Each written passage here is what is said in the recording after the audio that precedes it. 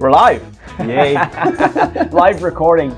Let's do it. Hey, Tufon, nice to see you today from Vanity Roofing. Should we talk about your nickname? No. No.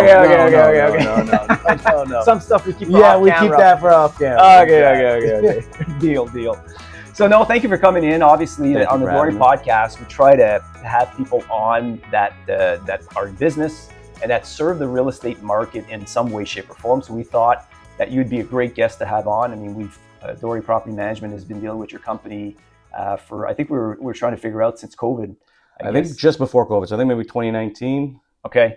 And obviously you've been a preferred vendor of ours for since then. So, we're happy to see that you would Thank you for come having in. us. And It's much appreciated to be here. And I've been watching the content. Oh, well, there you go. So Mike's doing a good job. Mike's doing a great job. Sounds good. So tell me, tell us how did you get involved in this business? Like where did you come from? So originally I was focusing on real estate. And I'm good with my hands. I had a buddy in high school who was doing roofing, and he kept doing it on and off every summer. And eventually we just looked at it and we were like, maybe we could try this. We did it. And in the beginning it was slow, obviously. You've got to get out there. We started subcontracting for some of the larger companies. Mm-hmm. And then we realized that they weren't providing the level of service that we thought you could give. Sure. And so we thought, let's do a home show. And then we thought that would be the magic answer. Obviously, the home show was not the magic answer. No. But we started getting our name out there, advertising, door knocking, hitting the pavement, friends, family. And we were able to build a good team. And now we are here today. Yeah, and it's pretty impressive, yeah, because obviously, so if I understand correctly, you started off like subbing out to other people, and are you in a partnership with this company or? No, so Okay. originally we were the subcontractors. We were subbing off the larger roofing companies, Okay. and like I said, just watching the way they were operating and the service that they were providing, I just felt that we could offer better. I felt that we could look out for their interest in a better manner. In the beginning, we started with just roofing. Sure. So we were just doing shingles. We didn't do anything else. When we were, what I would like to say, you can never say mastered, but when we had that down pat, we had the systems, we had the processes. After that, we began adding new services one by one by hiring out somebody who was experienced in that field. Okay. And that led into creating Vanity Roofing as we know it today. Correct. Yeah. Yes, And obviously we'll go through, because I mean, we were quite impressed. I mean, obviously I think for the most part in the management company, we've been using your services from a roofing standpoint. Correct. But obviously we've come to learn that you offer quite a few other services. So we'll look at you just highlighting those, because it's actually even for us, we're like, we didn't even know that they were that wide. A lot of people don't, because of the name, right? When it insinuates roofing, you don't read the rest or don't look at it, which is why we have a sister company called Ottawa Eavestroughing, which handles all of the eavesdroughing, siding, soffit, fascia. Oh, interesting. Okay. Yeah. Okay. And how long has this been for you? Like, what's this journey been like? So roofing has been just over 11 years. Okay. And the eavesdroughing has been about 9, I believe. Okay. And we're doing a quick review, like Google reviews. We always find it interesting, because obviously we know we started from no reviews years ago and trying to build that business. And obviously to have a service business, I think at where you stood this morning at like 215 reviews, rated at 4.7, which is fantastic for a service business. So kudos to you. We'd like to be more, but you can never keep everyone absolutely happy. No, we try our best. Yeah, and I mean, you're in the service business. There's always challenges that you're going to be faced with that you can't control. So, but to have a rating that high with that amount of reviews, being that in business that long, so that's raised to you guys. Thank you. You guys are doing well. Thank you. Good stuff. Thank you. So who's your target, like the types of properties in your target client market? Like who are those people? Like what types of properties? Is it more residential, commercial, both? Like what does that look like for you? I would say the majority would be residential. Okay. But I would say at the same time, you can't take commercial, the equation out of it, because we do a lot of small to medium sized buildings. So if you're talking like 4 stories, 5 stories, those are things that we can do the exterior cladding on, we can do the flat roof on, we can do everything A to Z. But when you're talking high rises, that becomes a different level of commercial. Okay. When people talk about commercial, they're usually talking Amazon warehouses and that. Sure. Fortunately, we haven't gotten to that. Yep. But I would say everything else, we work with property management companies, homeowners, insurance companies, and like I said, small to medium sized builders. And is it like new build stuff, or just like, I mean, the the repairs, maintenance, and replacements, say, of shingles, or do you do like new house? Because obviously new housing is more volume based, I suspect. Correct, and it's exactly. just a different model in many cases. So like I said, we do like small to medium sized builders in a sense of we don't really do box homes. They would be mostly custom homes, small subdivisions, builders that are willing to pay a little bit of premium to have a better product. I'm not saying the other builders are bad. I want this to be, but no, but that's they're looking for a specific. It's volume based, right? We can't do the cheapest work, right? We can give you the best value. We just can't be the best price, right? And that clientele. So obviously, homeowners or owners of small multiplex buildings, that type of stuff. Exactly. There's typically the insurance, target. Lots of insurance, and then lots of property management companies. Interesting. Yeah, that's where you get more the longer term relationship value. Yeah. Our system's a little bit different with insurance in Canada versus USA. A lot of roofers in the USA are focused on insurance because they can deal directly with insurance. In Canada, there's a stipulation that they only deal with restoration companies that are nationwide. Okay. Meaning we have to deal with the restoration companies who ultimately deal with the insurance. And now, obviously, smaller insurance companies, they'll deal directly because they don't have that system. But for the most part, the big carriers work with restoration companies. Okay. Fair enough. And so we touched on it a bit just a few moments ago. So obviously roofing being the core, and you talked about eavesdropping and so on. So what else? Because we've seen quite a few things on your website, and maybe you just take. So everything, we've been doing everything for a while now. Roofing.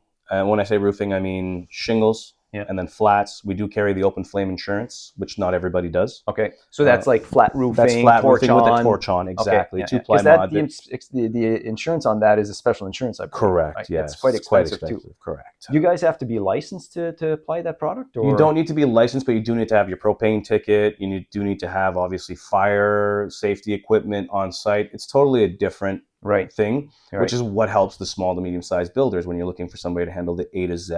Yes. Okay. You can call us, and that's not a worry. We carry the open flame insurance. We're not just going to put a peel and stick. Yeah, of course. And then we have, for metal, we have our own Angler Metal Man machine, which shoots out standing seam panels. So we can create... For roofing? Yeah, we have a metal machine. Yeah, we show up to the house. We have our own. Yeah, we have a coil that goes in. It shoots out the profile right. So you mean you do it on site?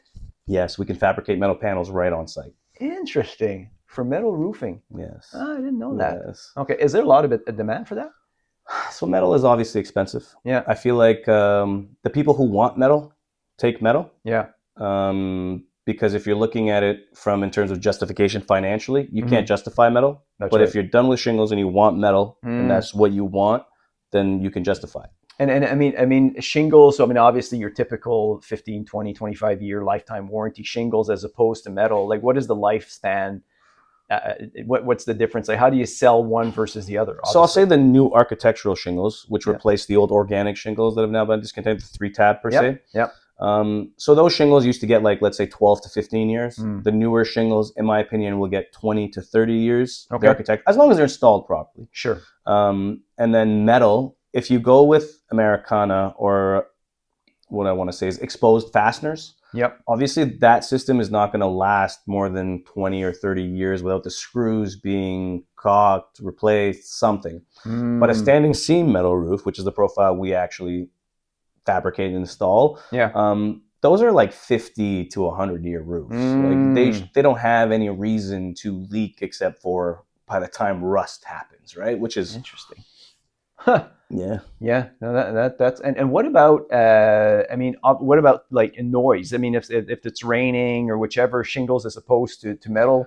Of course, metal has some more sound. To it. There is that, and obviously it comes with snow sliding off. Right. So it's got metal has its own things, but if you're in the country and you're tired of the wind, which even though the new shingles have the guarantee for all that, some people just don't believe it, and sometimes it's cosmetic. Right. Like a standing.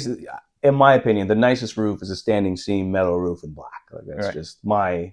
And you mentioned in the country and wind, meaning that you don't have the blow-off shingles that go off. Yes, although we don't even have blow-offs for anywhere we've installed the shingles. On the new architecturals, they're very good, right? Like the tabs don't lift, so I don't think it's a problem. But the ones who have been in the country and have replaced 2 or 3 roofs just won't believe anything you say about shingles anymore. Interesting. And they've made their decision, heck or high water. Okay. They don't want a metal roof. Okay. Interesting. And what would you say is, like, in terms of percentage market wise, people who do shingles as opposed to metal?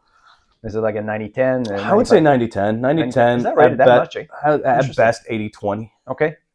But yeah. Interesting. Yeah, because we were talking with a distributor a few months ago, and I guess obviously that's all he did.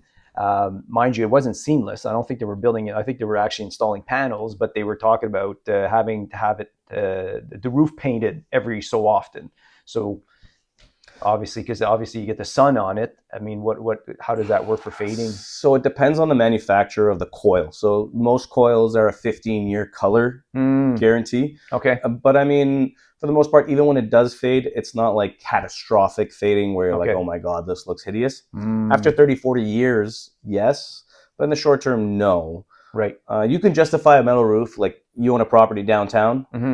You know that it's going to be expensive to do the first time around just because of the access issues, the height, the restrictions, all of that. You know, the permits. Oh my God. You know what I mean. Yeah. If you're spending 3 times the price of a shingle roof to do a metal roof, it makes sense because you will have to replace those shingles again if you're holding on to the property long term, and you know it's just going to be 3 times as much in 25 years, 30 years. And is it the guarantee for somebody that's shingles, like regular shingles versus like what it was the... There's 2 different warranties basically when you buy a roof. Number 1 is the manufacturer warranty, and number 2 is your workmanship warranty. Yeah. And then the shingles you buy come with different levels, and some of it is marketing and some of it is real. We sell Certainty.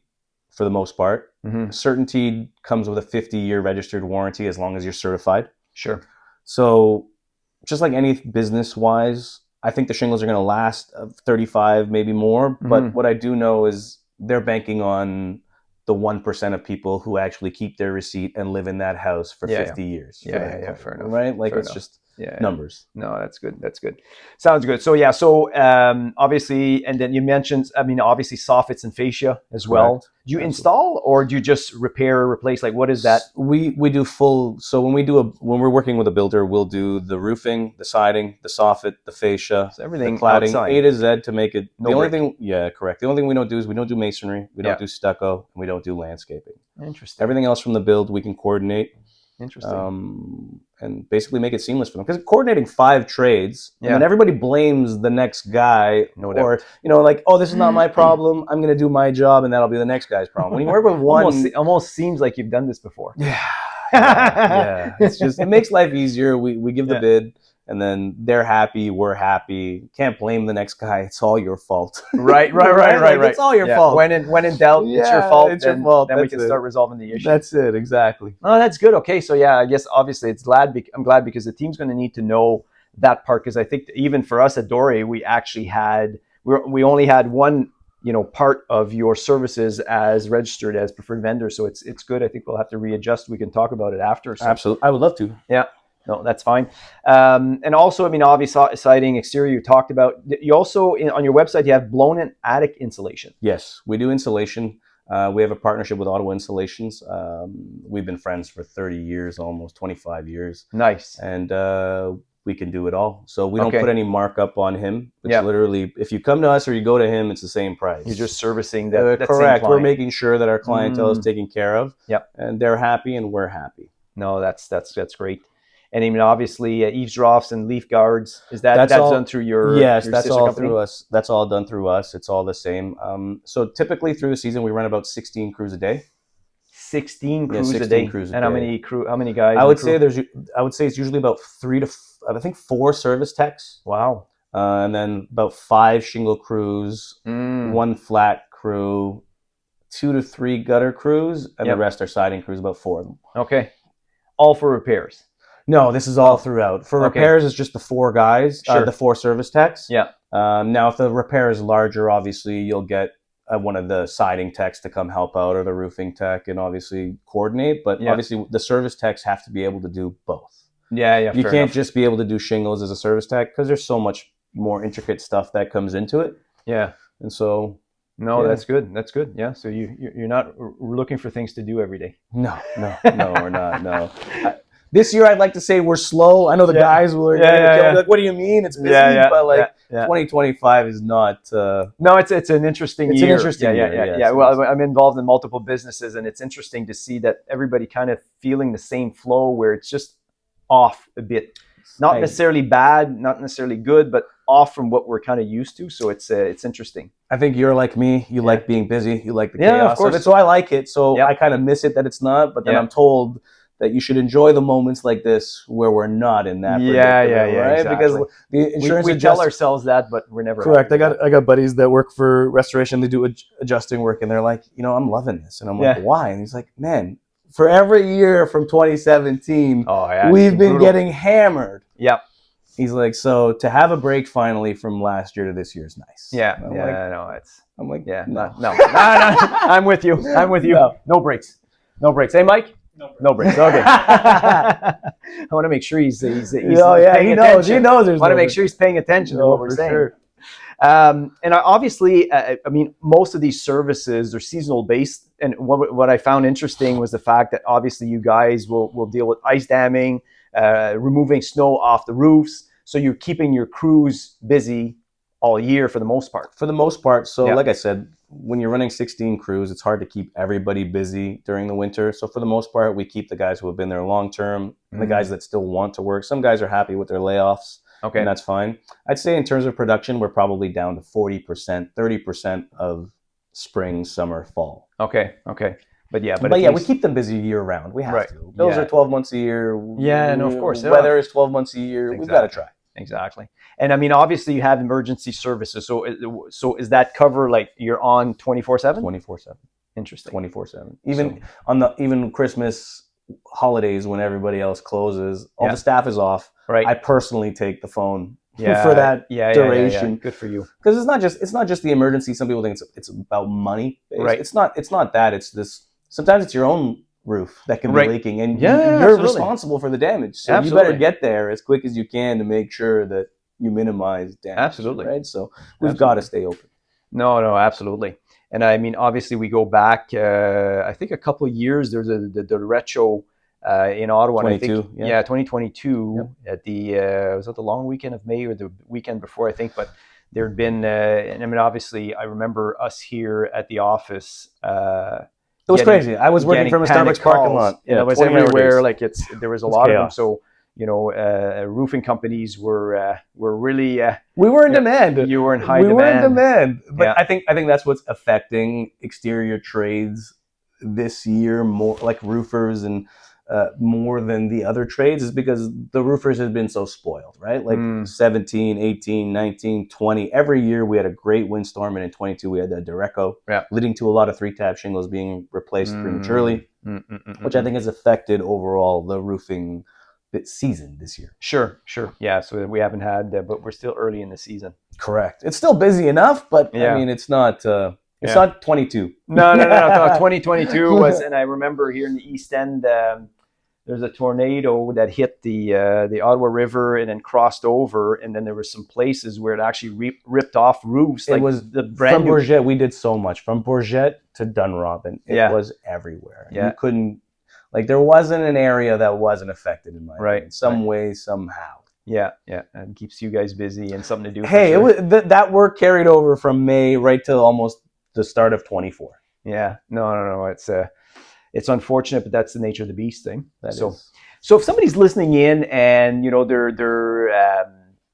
they're like, how would they know that the roof needs to be replaced or that it's time to start exploring that option? Like what would be the things that they would point out and say, oh well, maybe I should call Vanity Roofing and get a quote and so on. Like what is that?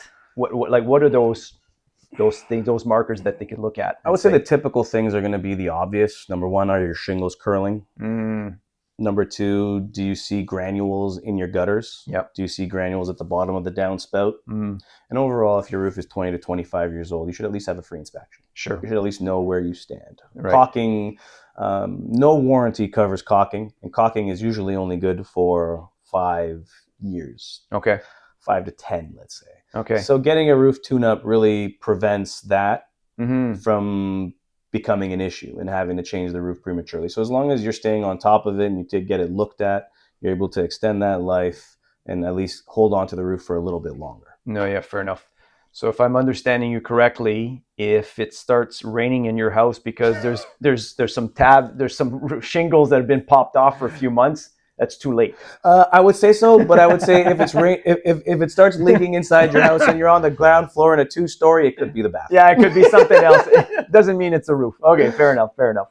And I mean, obviously, somebody's reaching out to you. I mean, to your team to get a quote, whichever. What typically would be the questions they should be asking in terms of making sure they're getting the right service? Because I'm assuming if they're going from one contract to the next, there's certain differences on installation, how if somebody's been exposed to ice damming and how to prevent that from happening, or what should they be asking you in terms of being educated and trying to make sure that they get the right product and the right service?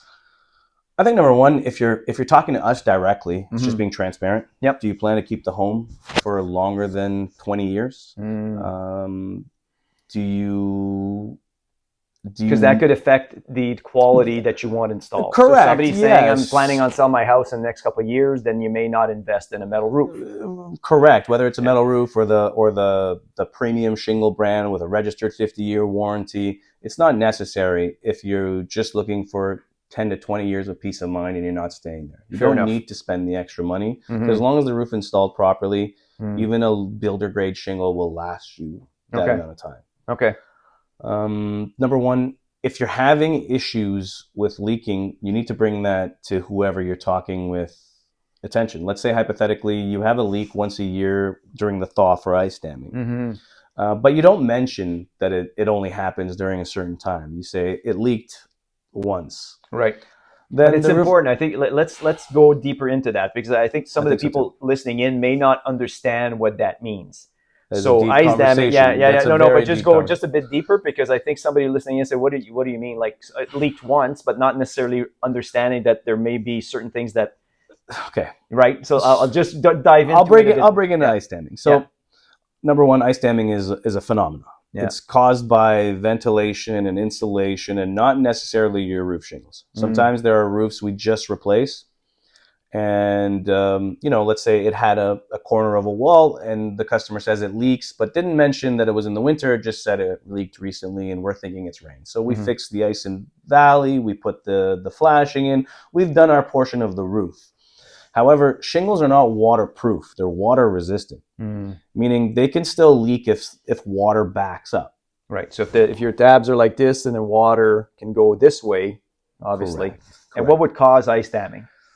So ice damming is caused by poor ventilation or poor insulation. So if your attic, correct, if your attic is hotter than outside, you're going to have a problem. Right. You basically want your attic to be the same temperature as outside. And with that, you have a healthy attic.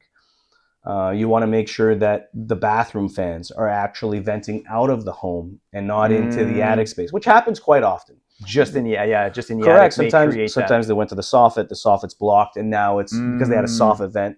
Sure. And then sometimes they were originally at the roof in a gooseneck vent. However, during their previous roof replacement, when they replaced the vent, the pipe didn't come on, and then now that's causing damage. And when you have bad ventilation, you cause a lot of damage. You cause your shingles to go prematurely. You cause ice damming to occur.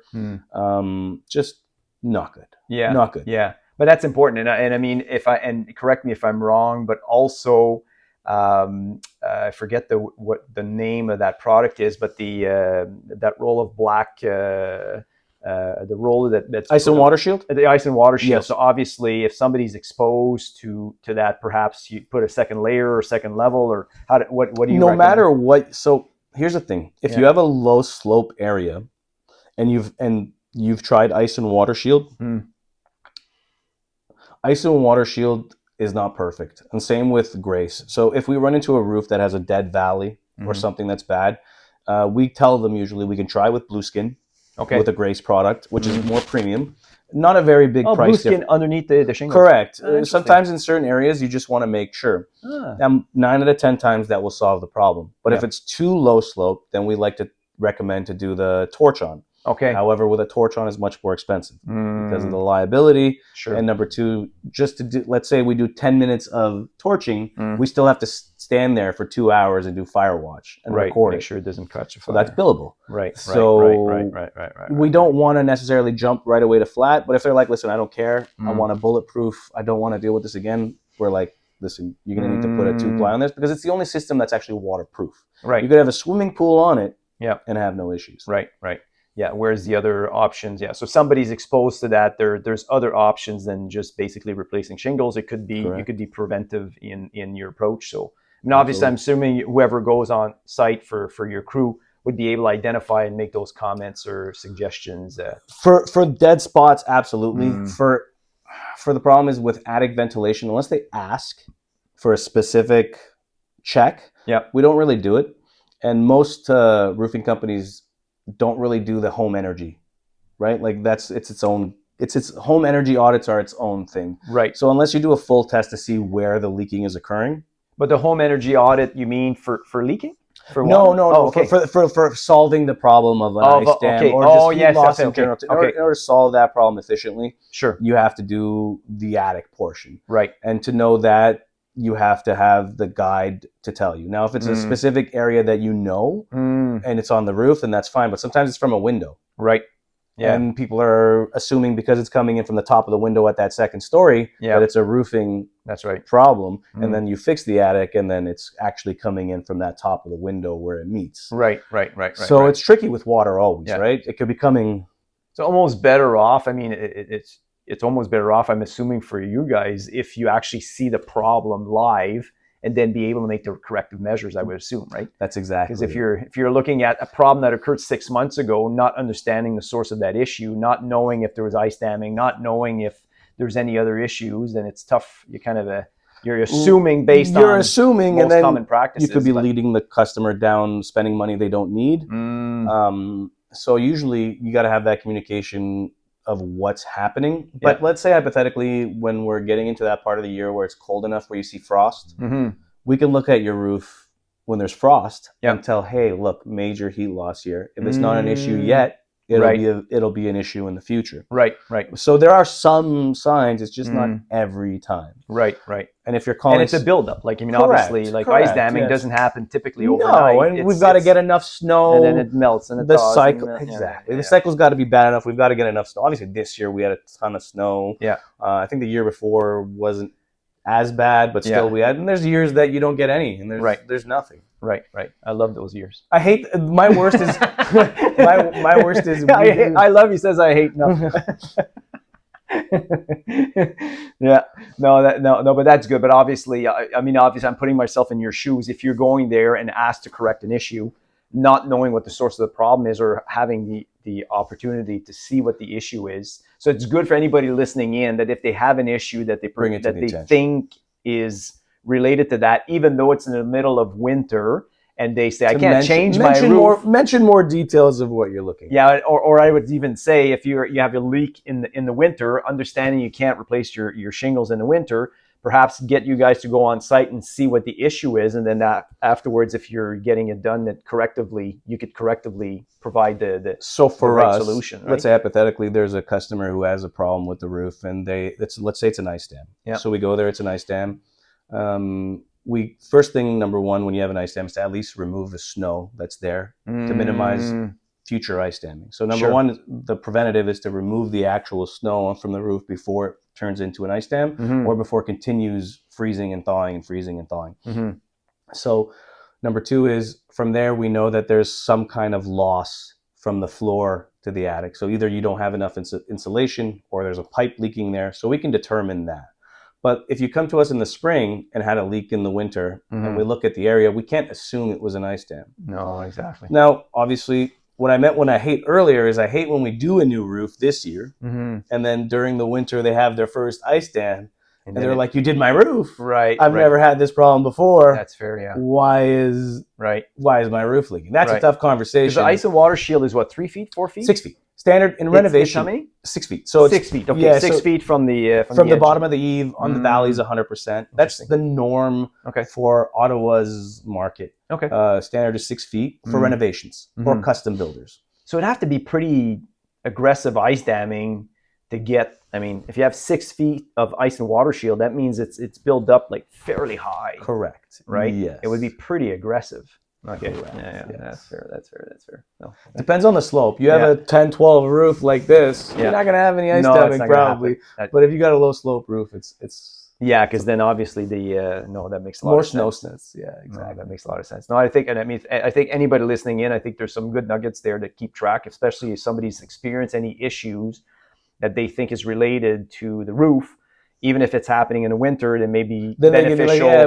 to have the opportunity, you guys, to come in and see what the issue is and see if you can bring corrective measures. I've had that before. I've had a Yeah. guy who didn't realize that it was a one-off, and I'm like, "So does it only leak during this time?" He's like, "Yeah, it's really weird." He's like, "And then the problem just kind of goes away." Yeah, And you're yeah. thinking like, "That's an Yeah. ice dam." And he's like, "What?" Yeah. It's terrible. But to if somebody explain, doesn't yeah. know, right? Yeah, we send them a video, and we're like, Right. "Watch this video, please." Right, And they're right. like, "Oh, that Right. makes sense." Because when people don't know, they don't know, right? So that's why anybody Before listening I ever in, did roofing, these I are, never I knew mean, what this ice is a dam was. common thing, Yes, super right? common, So it's a super common thing and it's correctable, and obviously, so it's I think we cover a lot of stuff, but I think that's probably a more common one that we experience too.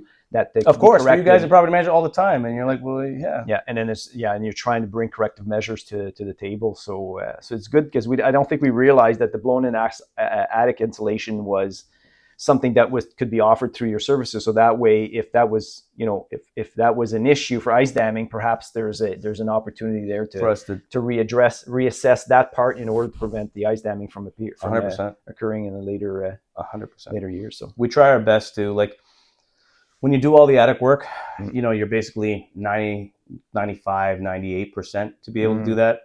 Now, if you want 100%, obviously, like I said, the waterproofing with a 2-ply, we've done that even on a roof that shouldn't have been a flat, but Okay. they had a pool. So okay. that was causing serious condensation. Oh, right. So then Okay. we put the 2-ply on, and they never had problems again. Interesting. So it's Yeah. Every one is different. yeah, and he didn't even tell anyone he had the pool Right. underneath, and then we're like, "Okay, like, so what is this, your living room?" And he's Yeah. like, "It's the pool." Oh yeah. Oh okay. That changes it a bit. Yeah. I'm assuming there's not a lot of people have that. No, I don't I think just it's have a a common pool problem. here. Yeah, it's not a I don't common think that's a common issue. So just to cover back off, so obviously the shingles, my understanding from what you're saying, the shingles that are being used today are significantly superior than the tree tabs that were used to use before. That is correct. And that range of warranty is 20, 25. What is it? So the life expectancy of the new shingles are about 20 to 30 years. Okay. The warranties, depending on the manufacturer. So if you go with IKO, they're 15 years out of the box. Sure. If you go with GAF or Certainteed, they're 10 years out of the box. Yeah.